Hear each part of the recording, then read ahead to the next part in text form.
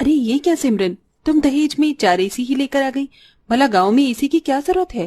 दीदी, आप शुरू से ही गांव में रह रही हैं, पर मैं आपकी तरह गवार नहीं। शुरू से शहर में रहती आई हूँ और मुझे 4 एसी में सोने की आदत है।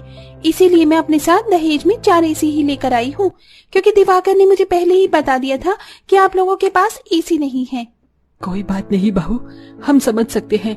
मैं अभी दिवाकर को बोल देती हूँ एसी वाले से बात कर ले।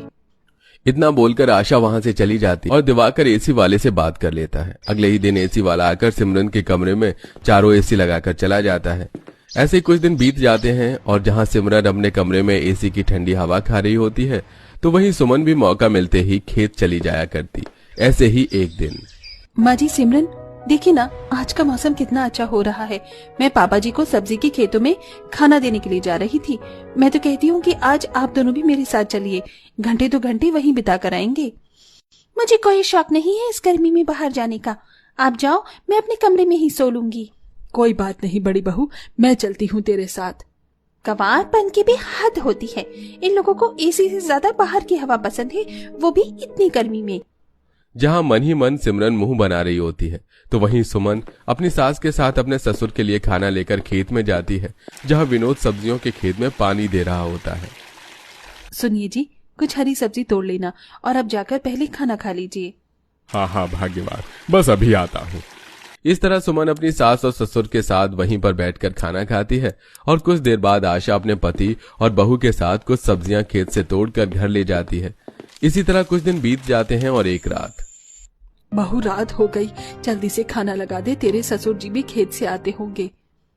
भाभी, मेरा खाना कमरे में ही लगा देना, मैं तो एसी की हवा में बैठकर ही खाऊंगा। इतना बोलकर दिवाकर अपने कमरे में चला जाता है और सिमरन के साथ एसी में खाना खाता है।